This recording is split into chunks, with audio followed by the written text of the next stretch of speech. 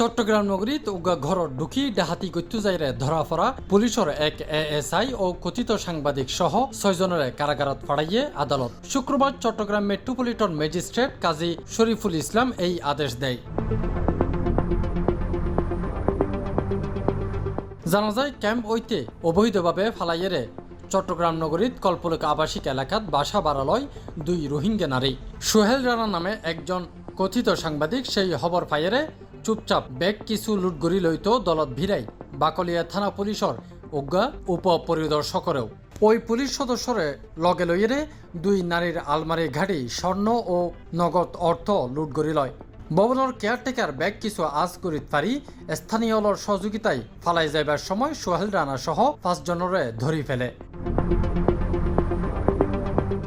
ঘটনামান ঘটতে গত বৃহস্পতিবার রাতিয়া ডিসেম্বরের 6 তারিখ শুক্রবার পুলিশ অভিযুক্ত ওই এএসআই সহ 6 জনরে আদালতত তুলিলে আদালত তারারে কারাগারত ফাড়াইবার নির্দেশ দেয়।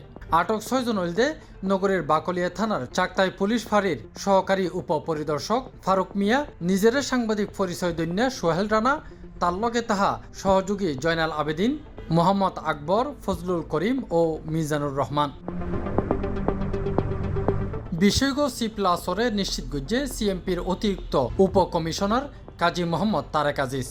ওখানে একটা ডাকাতি মামলা হয়েছে, একজন এসআই আছে, একজন সাংবাদিক আছে, দৈনিক সাঙ্গ পত্রিকার রিপোর্টার সোহেল রানা। গ্রেপ্তার কি 6 জন? 6 জন। ডাহাতির শিকার ওই 2 রোহিঙ্গা নারী হইলদে কক্সবাজার জেলার উখিয়া থানার বালুখালী রোহিঙ্গা ক্যাম্পর লাল মিয়ার মেফুয়া বিবিজান এবং ভাইয়ের স্ত্রী রুকসানা। তারা রোহিঙ্গা ক্যাম্প ওইতে ফালাইয়েরে নগরীর বাকলিয়া থানার কল্পলক আবাসিক এলাকার উজ্ঞা ভবনত বসবাস গজ্জিল। ডেস্ক নিউজ, সি+ টিভি, চট্টগ্রাম।